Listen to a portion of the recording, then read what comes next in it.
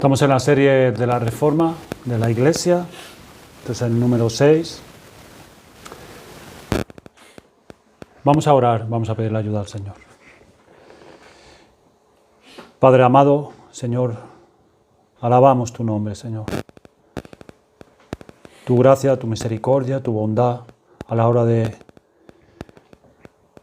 ser condescendiente con nosotros, tus criaturas, y haberte humillado, Señor, para hablar a hombres y mujeres pecadores, anunciando esta salvación tan grande. Gracias por tu misericordia y tu gracia para con muchos de nosotros aquí, los cuales tú nos has llamado por el poder del Evangelio y tu Santo Espíritu, y nos has regenerado dándonos vida y dándonos luz, para que, Señor, pudiéramos coger las cosas que provienen de ti con total voluntad y poder acercarnos a Cristo y ser unidos a Él por medio de la fe. Padre, aún así te necesitamos ahora, necesitamos que tú ilumines nuestro entendimiento, porque somos débiles y torpes a la hora de aprender y a la hora de escuchar.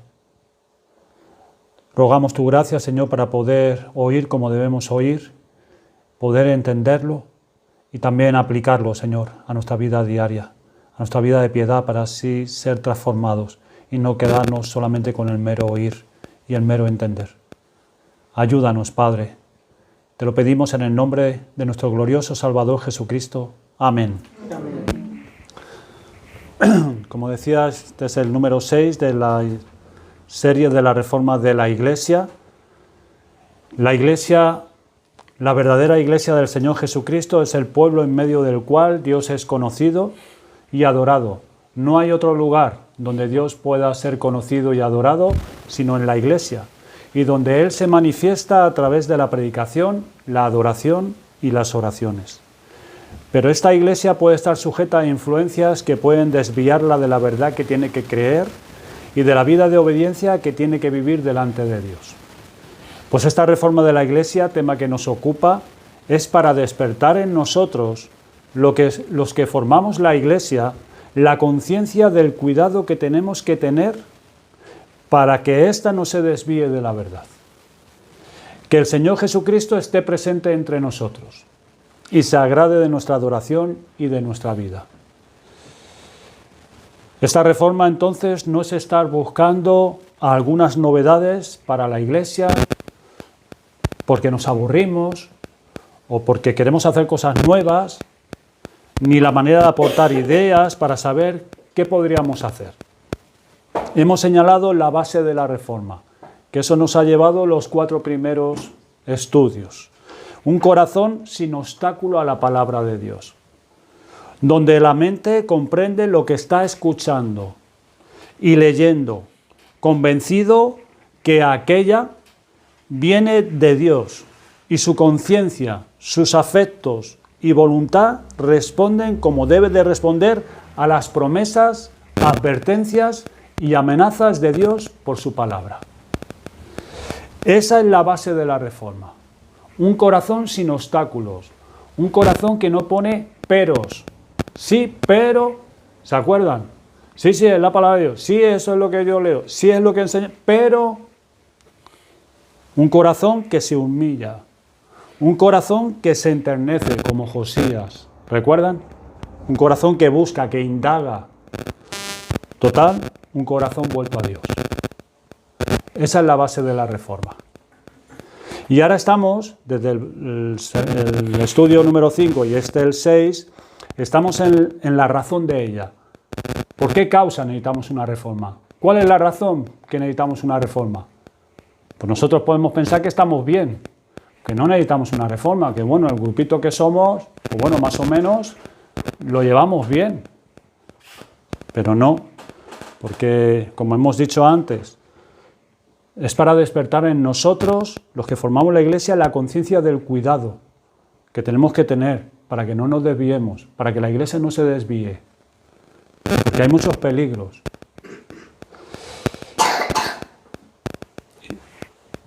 El abandono de la doctrina o de la vida de piedad.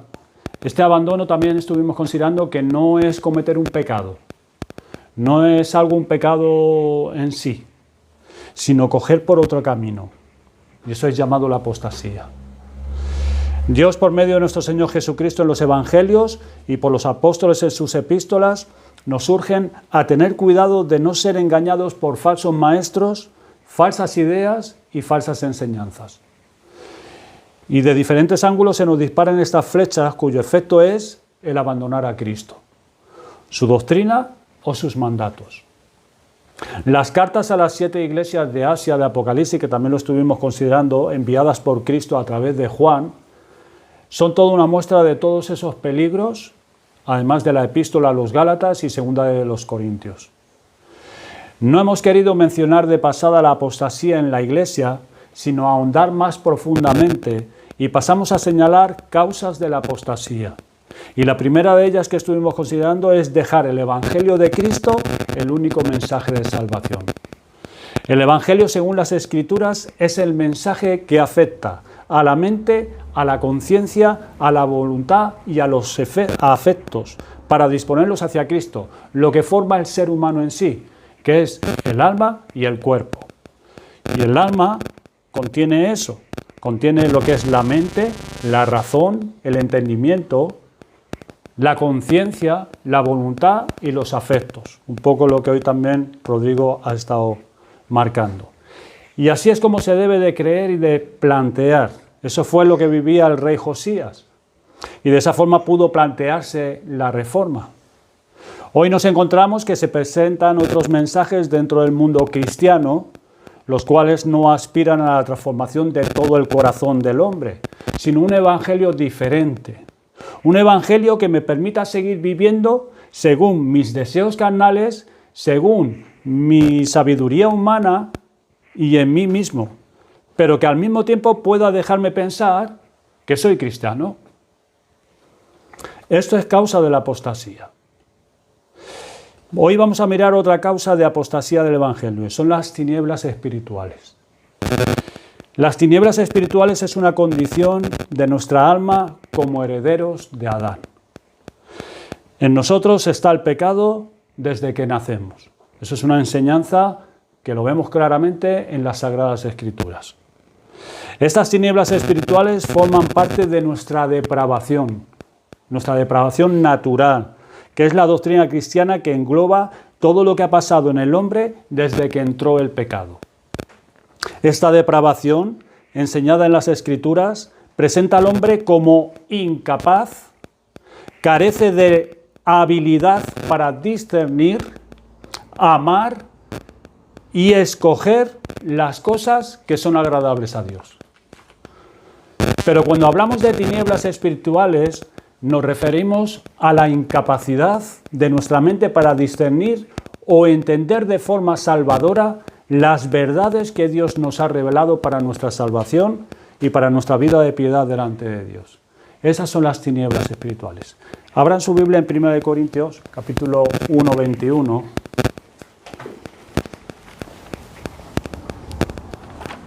Vamos a leer algunas escrituras.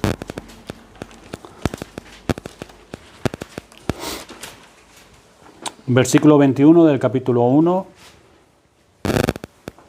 Dice, pues ya que en la sabiduría de Dios el mundo no conoció a Dios mediante la sabiduría, agradó a Dios salvar a los creyentes por la locura de la predicación.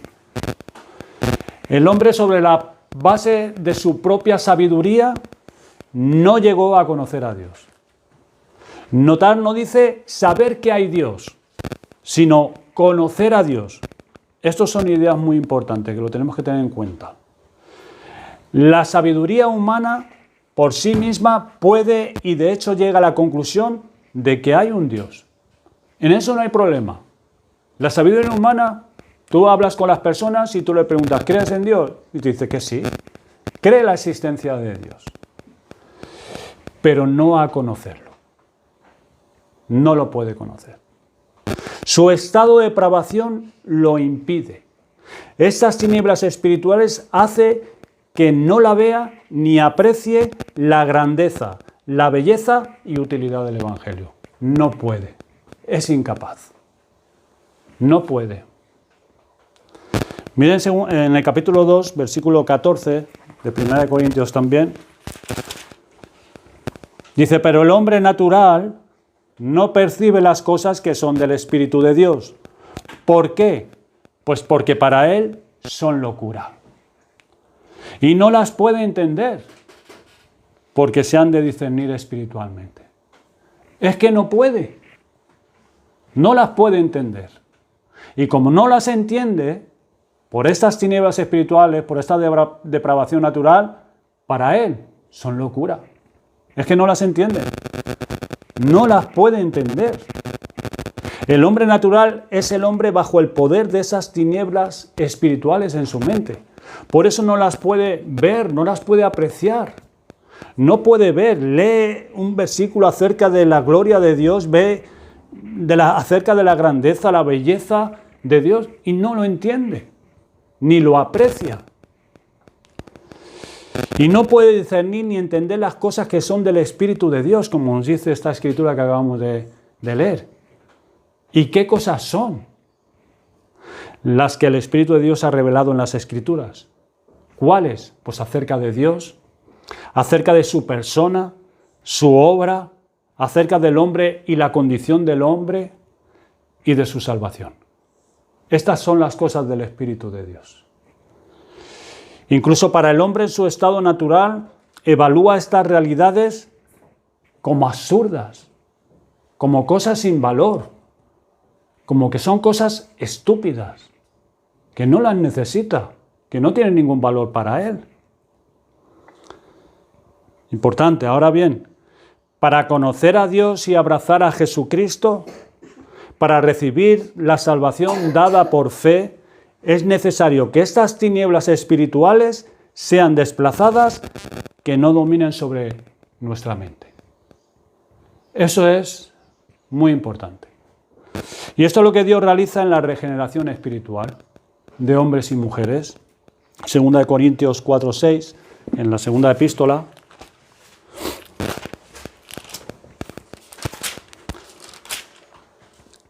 Dice así, porque Dios, que mandó que de las tinieblas resplandeciese la luz, es el que resplandeció en nuestros corazones para iluminación del conocimiento de la gloria de Dios en la faz de Jesucristo. En la obra de la salvación aplicada a nuestras almas, hace que resplandezca la luz, esto es, arroja luz a nuestra mente, para que veamos en Jesucristo, según nos dice las Sagradas Escrituras, la manifestación de la gloria de Dios. Dios poderoso salvando. De esa forma es como nuestra alma es restaurada en sus facultades para que podamos conocer a Dios, podamos conocerle en su gloria, como Creador, como nuestro Salvador, que podamos verle justo, santo, poderoso, sabio, bueno y bondadoso en gran manera. Pero necesitamos que esas tinieblas sean desplazadas. Y eso lo hace el Señor, en su gracia. Esa es la regeneración, o el nacer de nuevo. Es la iluminación en la mente. Ahí donde están las tinieblas espirituales, es donde Dios arroja luz y eso es desplazado. Y ahora ese individuo puede ver, a través de las Escrituras, a Dios como poderoso Salvador, como bueno, bondadoso, justo. Cristo es la revelación de Dios para nosotros. Y cuando nuestra mente es iluminada por Dios, apreciamos, valoramos y abrazamos por la fe a Cristo y su obra hecha perfecta para nuestra salvación. ¿Para qué? Pues para confiar ahora en Él, para amarle y obedecerle. ¿Dónde podemos ver nosotros la gloria, la belleza de Dios, el Creador, y de la redención que Dios ha realizado? ¿Cómo lo podemos ver nosotros? Pues en la persona de Jesucristo. En la persona de Jesucristo. Pero el hombre natural no percibe nada de esto. Para él toda esta belleza y que tanto necesita puede que no sean más que cosas absurdas. Es necesaria la obra de la iluminación, obra peculiar de Dios por la cual se puede y se llega a conocer a Dios. Sin esta iluminación no se puede llegar a conocer a Dios. Se puede saber algo de Dios, pero no conocer a Dios. En Hechos 26, 18 nos muestra una relación entre nuestra salvación y esta iluminación. El ministerio de Pablo para la salvación de muchos que creerían en el Evangelio es presentado en términos de iluminación de Dios en la mente del hombre. Y Pablo, comisionado por Jesucristo, predicaría el Evangelio y así abría los ojos de esos oyentes. Es decir, les daba a conocer cómo el Dios vivo y verdadero se daba a conocer por medio de Jesucristo, que ellos se dieran cuenta de esta verdad de las buenas nuevas. Y por el oír, dice que se convertirían de las tinieblas a la luz. Ese era el ministerio de Pablo. Por la iluminación de Dios, esto es, son traídos desde las tinieblas a la luz. Esa incapacidad de su mente para conocer a Dios es dejada a un lado, una vez que estos son iluminados por Dios, para ahora entrar en la luz. Entender la bondad de Dios, que envió a Cristo para reconciliarnos, pero no es entenderlo de cualquier manera, es entenderlo de tal manera que lo abrazo y lo hago mío. Eso es muy importante también. Porque hay personas que pueden entender el Evangelio. Hay personas que pueden entender ciertas cosas que hasta un niño puede entender, pero no lo hacen suyo. No lo abrazan. Pero hay que entenderlo de tal manera que lo abrazo, que lo hago mío. Así es como el hombre es librado del engaño y poder del diablo, bajo el cual está engañado, andando en esas tinieblas, lejos de Dios su Creador y Salvador. Y como está engañado y está bajo el poder del diablo, se piensa que él está bien. Piensa que está bien. Que incluso Dios lo tiene que amar. Porque no ha hecho nada. No ha hecho nada malo. Ese es el poder del engaño. Que se piensan que no hacen nada, pero no se ajustan a la revelación y la voluntad de Dios en las Sagradas Escrituras. Solamente de esta manera, entenderlo de esa manera, como lo estamos viendo, abrazándolo y haciéndolo nuestro, una vez iluminado, así se puede recibir el perdón de pecados por la fe y el arrepentimiento, y poseer las gracias de la salvación. Este es el poder que Dios confiere a nuestra alma por la iluminación espiritual. Oyes el Evangelio y se recibe de tal manera que vemos la gloria de Dios. Se entiende y podemos ser libres del engaño del diablo. Y corremos a buscar el perdón de Dios y nos concede la herencia de la salvación y las gracias de la redención por lo que Cristo murió. Sin embargo, es importante, y esto lo tenemos que entender todos, para que no nos desanimemos y para que busquemos. Y es esto: esta iluminación, obra de Dios en nuestra alma en la conversión, no expulsa o elimina completamente las tinieblas de nuestra alma. Lo voy a leer otra vez.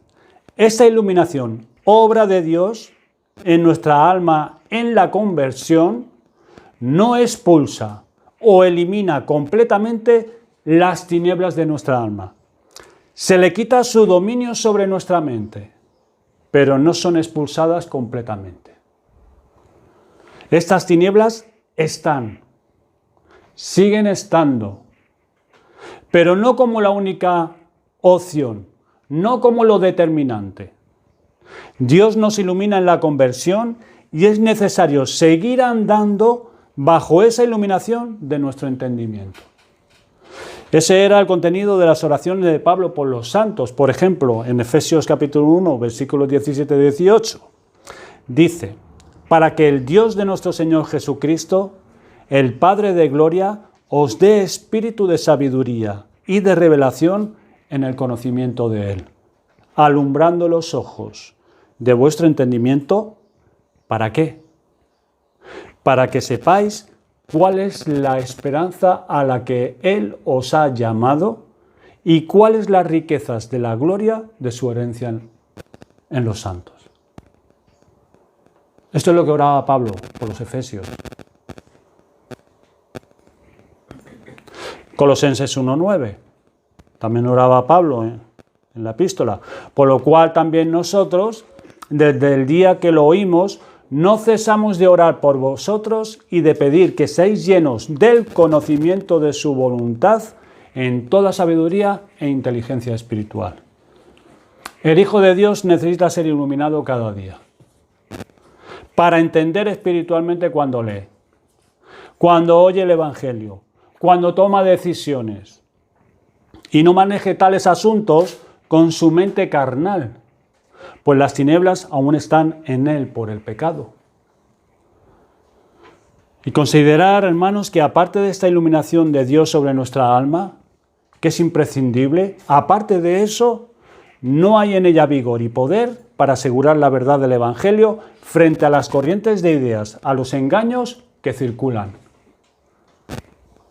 ¿Quién te puede asegurar que Dios es el creador y sustentador de esta creación, que Cristo murió y resucitó para nuestra salvación, que Él volverá, que tienes que comparecer ante Dios para dar cuenta delante de Él en el juicio final, como afirma el Evangelio?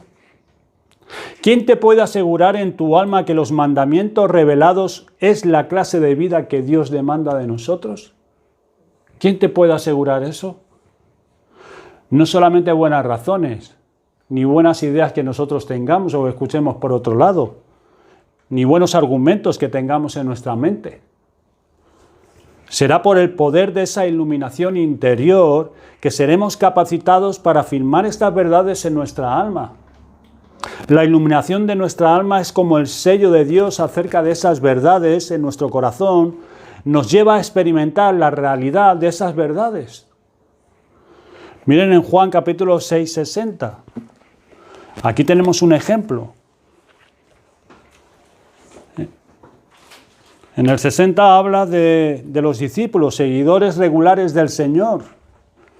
Dice que al oírlas muchos de sus discípulos dijeron, dura es esta palabra, ¿quién la puede oír? Y aquí nos está hablando de esos seguidores regulares del Señor que iban con Él, andando por el camino, que llegaron a un punto en el que tuvieron problemas con el Señor y acabaron abandonándolo. Esto es, apostasía. No es que pecaron, es que lo abandonaron al Señor y eran seguidores. Miren el 66. Desde entonces muchos de sus discípulos volvieron atrás y ya no andaban con Él. Estos en el fondo no creían. Solo habían aceptado mentalmente las verdades y la persona de Cristo. Por eso se ofendieron con ciertas palabras suyas. Versículo 61. Dice, sabiendo Jesús en sí mismo que sus discípulos murmuraban. Estos seguidores empezaron a murmurar del Señor. No creían en Él. Habían aceptado ciertas verdades, pero en su mente solamente. Y aunque sus mentes accedían a las verdades acerca de Cristo, estaban bajo el dominio de las tinieblas, por lo que carecían de poder para asegurar esas verdades en sus corazones y en sus vidas. Y llegaron a murmurar, como acabamos de leer, de Cristo y de su mensaje, y al final la abandonaron. Solo aquellos a quienes fuere dado por el Padre son los que pueden ir y permanecer con Cristo. Aquellos a quienes el Padre ilumine su alma.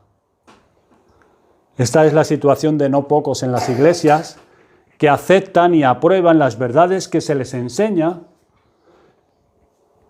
Si solo dejan que sus mentes lo abracen, llegará el día que tropiecen en Cristo, que vean algún engaño y no tengan poder para asegurar la verdad del Evangelio.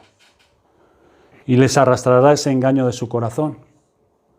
Porque solo lo han aceptado en su mente, de una forma mental, pero no ha pasado al corazón. No ha habido una iluminación de parte de Dios. Por esto, busquemos y pidamos que Dios nos dé un corazón donde las tinieblas no dominen en nuestra alma. Busquemos el poder y la experiencia de estas verdades de la salvación de Cristo, que ya sabes, que las podamos experimentar. Las verdades que el Señor nos enseña en la palabra. Es importante el conocimiento, retenerlas, pero que las podamos experimentar, para que así podamos ser transformados. Por eso, padres, enseñan a sus hijos a que busquen la experiencia de la salvación de Cristo y que no se conformen con creerlas mentalmente. Que experimenten la salvación de Cristo. Miren Colosenses capítulo 1, versículos 5 y 6. Este es el texto que he elegido para la exposición en la conferencia. Dice, a causa de la esperanza... No, perdón, no es este el texto, pero bueno, sí va el contexto.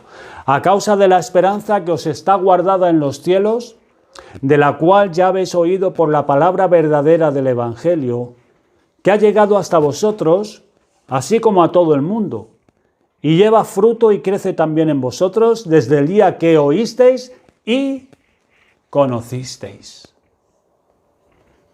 La gracia de Dios en verdad. Oír y conocer. Oísteis y conocisteis. No solamente oír. Es oír, imprescindible. Porque hay que anunciar el Evangelio y es por el oír que viene la fe y la salvación es por el Evangelio, oyendo el Evangelio. Pero conocisteis. Oísteis y conocisteis. Pero nosotros que hemos conocido el poder de la palabra de Dios, que hemos experimentado la verdad de la vida espiritual por el Evangelio de Cristo, si queremos establecer esta verdad, si queremos estar firmes en la fe, si aspiramos a estar firmes por el poder de Dios contra toda clase de engaños, contra toda clase de apostasía, cualquier especie de abandono de Cristo en la doctrina o en la práctica, nuestra principal tarea debe ser, como decía John Owen, tener un conocimiento verdadero y espiritual de la verdad del Evangelio y experimentar el poder de éste en nuestras vidas. Eso es lo principal, nuestra tarea principal, experimentar el poder del Evangelio. Meras nociones de la verdad, tener un conocimiento mental de estas doctrinas, nos podrá capacitar para hablar de esto con otros en nuestras charlas e incluso para discutir acerca de estas verdades, pero no nos podrán preservar de la apostasía. Aunque esta iluminación espiritual es una dádiva de la gracia de Dios prometida a nosotros, nosotros tenemos que buscarla de Él o no la obtendremos. Lucas 11:13 nos enseña esto.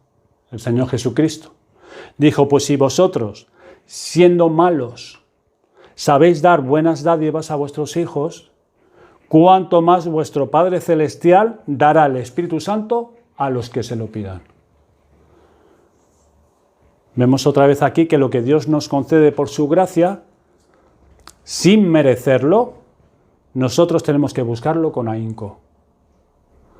¿Pero buscar qué? ¿Qué tenemos que buscar? Pues buscar el poder de esas verdades espirituales que se deben de experimentar en nuestras vidas. Un ejemplo, que hasta un niño lo puede entender. Imagínense, conseguimos una calculadora que nos es de gran ayuda para la asignatura de matemáticas. Y ahí están las fórmulas y los problemas matemáticos y el modo de resolver todos esos problemas que tengo que estudiar ese año.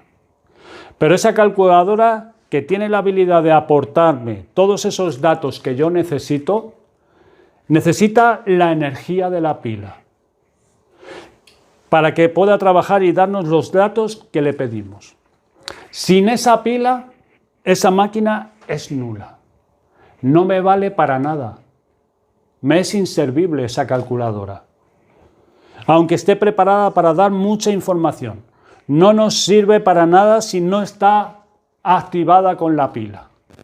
Para nada la llevamos a clase, es un bulto más que llevo en mi cartera. No me puede ayudar. Pues eso mismo pasa con las verdades de Jesucristo, del Evangelio de nuestra salvación y de todas las doctrinas que contiene. Si por el poder del Espíritu de Dios no experimentamos el poder de esto en nuestras vidas, es como estar llevando la calculadora a la clase sin pilas. No sirve. No nos sirve. Quizá nos pueda más bien estorbar. ¿Y en qué nos puede estorbar ese conocimiento? Porque ese conocimiento mental puede llevarnos a enorgullecernos o pensar que estando familiarizados con esas verdades no me preocupe del poder de ellas en mi vida. Como ya eso yo ya lo sé, yo ya eso ya lo he oído,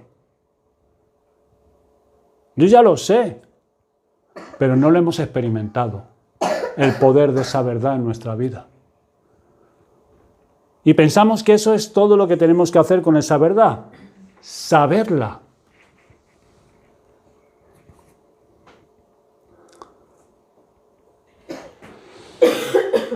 Habiendo conocido el poder de la verdad en nuestras vidas, por la iluminación del Espíritu, ¿qué es lo que debemos hacer? Algunas aplicaciones. Va a ser breve el mensaje. ¿Qué es lo que tenemos que hacer? Unas aplicaciones prácticas. Primeramente, es necesario que nos acordemos que Dios ha ligado la operación del Espíritu en nuestras almas a nuestras oraciones. Versículo 11-13 lo acabamos de leer. Y la iluminación es una de esas operaciones que necesitamos cada día en nuestras lecturas matutinas o vespertinas de la palabra de Dios y en las decisiones a tomar. De ahí que se nos exhorta a ello. Verlo en Cristo mismo. Cuando empezó su ministerio se retiró al desierto solo a orar, a estar solo. Ayunaba, Lucas 4. Marcos 1:35, temprano en la mañana, antes de ir a ministrar, tenía su tiempo con su Padre en oración. Oraba. Antes de escoger a los apóstoles de entre los discípulos, oró al Padre, pasó toda la noche orando. No te estoy diciendo que pases toda la noche orando, no lo hago ni yo, pero sí apartaba un tiempo para orar. Antes de tomar decisiones, buscaba esa iluminación de parte de Dios.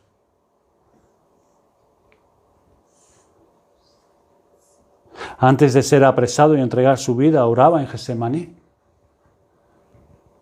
Si no incorporamos la disciplina de la oración constante en nuestra vida, esperando que nuestra mente sea iluminada,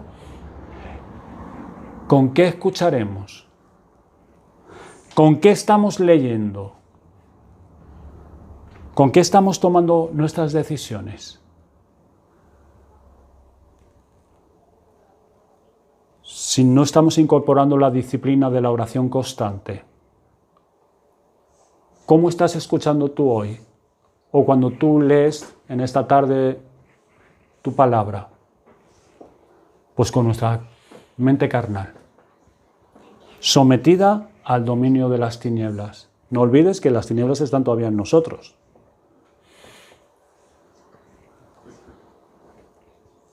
Con nuestra mente carnal. La iluminación que Dios te concedió en aquellas ocasiones para entender y aplicar el Evangelio, y que lo entendiste y lo aplicaste muy bien en el pasado, no nos sirve para hoy. No nos sirve. No nos sirve para lo que hoy debes y necesitas. A la hora de tomar decisiones, a la hora de leer la palabra y poderla entender, poder sacar la aplicación de la palabra a tu vida personal. ¿Cómo aplico yo esto que acabo de leer y aprender y entender? ¿Cómo lo aplico ahora a mi vida? ¿Cómo lo aplico en mi hogar? ¿Cómo lo aplico en mi trabajo? ¿En mi relación con mi prójimo? ¿Cómo lo aplico? porque si no, no soy transformado. Es que no voy a ser transformado si no veo las aplicaciones para poder aplicar. Lo puedo entender con mi mente, pero se me va a olvidar. Luego a los 5 o 6 días intento recordar qué es lo que leí, ni me acuerdo. ¿Por qué? Porque no lo he aplicado. ¿Por qué no he cogido las aplicaciones? ¿Por qué? Porque tengo tinieblas. Porque no he pedido por medio de la oración a Dios que me ilumine. No lo entiendo. No soy transformado. No hay poder del Evangelio en mi vida.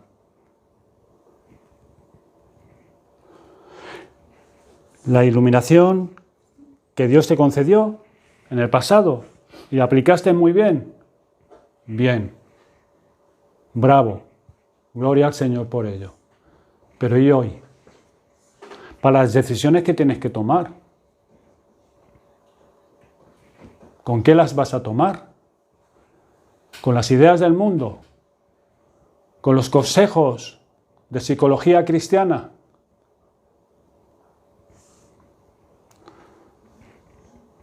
Es necesario que tú regules tu vida y tus días, incluyendo la práctica constante de la oración. O sea, todos nosotros. Todos nosotros. Si no, tomarás decisiones dejando tu mente bajo el poder de las tinieblas.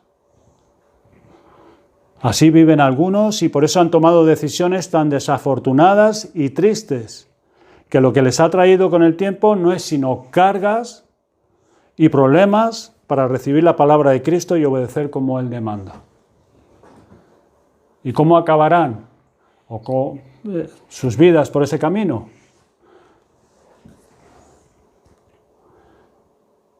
En nuestras almas están las tinieblas, hermanos. Y a menos que no nos dediquemos seria y constantemente a la oración, estas tendrán el mayor peso en nuestra alma. Y estas decidirán al final por dónde nos van a llevar. Bueno, segundo, es necesario que te asegures que aprendes la verdad de Cristo como Él nos la da. La verdad de Cristo. ¿Cómo la da Cristo? ¿Cómo da Él su verdad?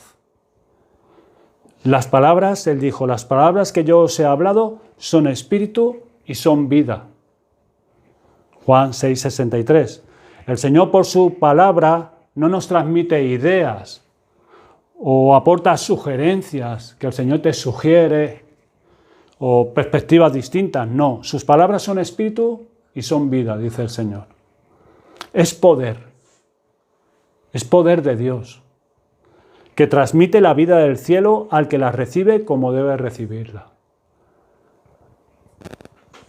Entonces, aprender la verdad de tal manera que vayamos experimentando el poder transformador que ésta tiene. Pues la verdad de Cristo no es solo información que se aloja en nuestra mente, como cualquier disciplina que aprendamos. ¿En qué consiste su poder entonces? Su poder consiste en que reactiva nuestra conciencia, atrae nuestros afectos y lleva la voluntad a someter a la voluntad de Cristo. Ese es el poder del Espíritu Santo. Ese es el poder que debo de esperar recibiendo su palabra como Él la da. Si no es así, ¿qué pasa entonces? Que almaceno y manejo esas verdades del Evangelio. ¿Para qué? ¿Para gloriarme? ¿Para discutir con otros? ¿Para que vean que soy muy teológico? ¿Para decir, eso ya lo sé? Y tranquilizarme por ello. Lo que tenemos que, si queremos ser realmente transformados por el poder del Evangelio,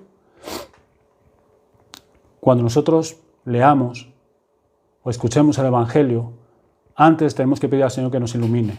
Y una vez nosotros recibamos la enseñanza de Cristo como Él la da, debemos preguntarnos, ¿la verdad que aprendo de Cristo me lleva a tener dominio propio?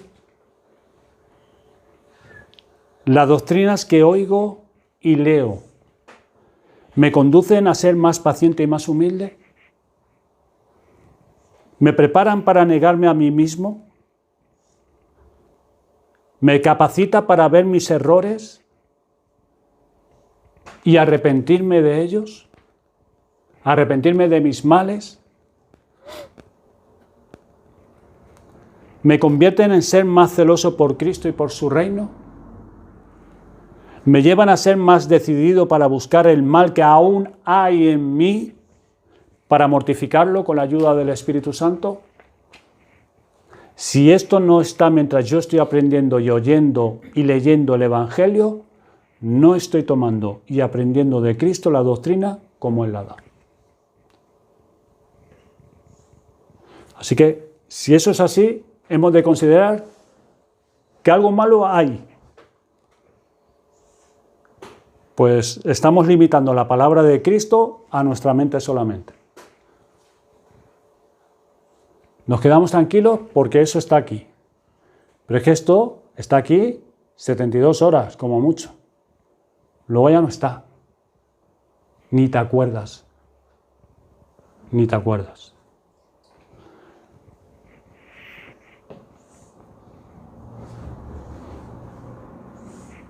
Estamos limitando la palabra de Cristo a nuestra mente y ahí la dejamos. Por eso sale luego tanta carne en nuestra vida. Tanta carnalidad, las reacciones malas que tenemos, o la negligencia, o la apatía, las debilidades. Por eso sale tanta carne de nuestra vida, mientras estás diciendo sí al Evangelio. Así que asegúrate que aprendes la verdad de Cristo como Él la da. Si no, cuidado. Te expones a ser engañado por tu corazón, por este mundo, y el peligro de alguna clase de apostasía sobrevuela tu alma. Tercero y último ya. Aprecia este conocimiento, más que todo lo que tú puedas aprender por ahí. Todo lo que tú puedes aprender por ahí, no te digo que todo sea malo. Puede ser que algunas cosas sean buenas. No te digo todo malo. Pero tenemos la revelación de Dios en las Sagradas Escrituras, hermanos y amigos. Si es que es la revelación de Dios para todo lo que nosotros necesitamos. ¿Para qué vas a estar consultando a otras cosas? Que suelen ser casi siempre de hombres que son ateos y que no temen al Señor. Aprecia este conocimiento más que todo lo que tú puedas aprender por ahí, el conocimiento de Cristo y del Evangelio, que te lleva a ser una mujer, un hombre manso, humilde, enseñable, obediente a Dios y a su voluntad. Ese es el conocimiento más precioso que tienes que buscar. Un poco de este es más útil y beneficioso que muchas especulaciones y teorías que los hombres se orgullecen en tener. La palabra del Señor. Amigos, Dios por su gracia obra la iluminación espiritual en nuestras mentes para conocer a Cristo como nuestro Salvador. Es parte de la dádiva de la gracia de Dios para aquellos que sin méritos le piden confiando en su misericordia y acuden a Él en arrepentimiento. Y hermanos, necesitamos la sabiduría espiritual para mantener a raya el peligro de la apostasía en cualquiera de sus formas. Hermanos, fíjense, perdonen, si ya Pablo, Pedro, Santiago, siendo hombres como eran, columnas de la iglesia, ellos tuvieron que afrontar esos problemas, que ellos pastoreaban esas iglesias y tuvieron esos problemas de apostasía, ¿cuánto más nosotros, hermanos? ¿Cuánto más nosotros estamos expuestos a tantos peligros? Necesitamos sabiduría espiritual para mantener a raya el peligro de la apostasía. No tengamos en poco la instrucción del Señor y su exhortación para que las tinieblas no nos preparen para abandonar a Cristo y éstas estén haciendo el camino, preparando el camino para nuestro tropiezo. Recuerda, Haz de la oración una práctica diaria de tu vida. La mayoría de nosotros, solemos ser diligentes por la mañana y orar. Y oramos un tiempo. Pero ya hasta la noche que llegamos, hacemos una oración y nos acostamos. Tienes que regular una práctica diaria de oración. Dice, orad sin cesar. Hay momentos que a lo mejor por la mañana vas a tener un tiempo de media hora o el tiempo que el Señor te permita que tú puedas orar. Pero luego en tu día a día, a lo largo del día, puedes tener momentos de oración. Orar con el Señor. Acordarte de algo y oras al Señor. Y esto que te viene a la mente, o te viene, o el Señor te trae a la mente un hermano, una hermana, ora. Oraciones cortas. Es una práctica diaria de oración. O cosas que ves tú, reacciones que... Oro en ese momento también con el Señor. No hace falta que lo digas en alto, puedes hacerlo con voz para ti. Pero es eso, cultivar esa práctica diaria de oración. Segundo, asegúrate de aprender la verdad de Cristo como Él la da. De tal forma que seas transformado. Porque es que lo que importa es que seamos transformados por el poder del Evangelio. Eso es lo que importa. Que podamos seguir creciendo en madurez espiritual, conforme a la estatura de Cristo. Porque esa es la obra que el Señor está haciendo en nosotros. Y a eso hemos sido llamados por Dios, para hacernos a la imagen de Cristo. Y nos transforma por medio de la palabra de Dios y su Espíritu. Asegúrate de aprender la verdad de Cristo como Él la da. Y tercero, aprecia este conocimiento por el cual llegarás a ser ese hombre, esa mujer que Dios quiere que seas. Aprecia ese conocimiento.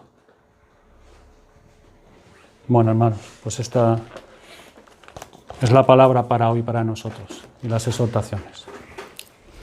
Vamos a pedir al Señor que nos ayude y darle gracias también.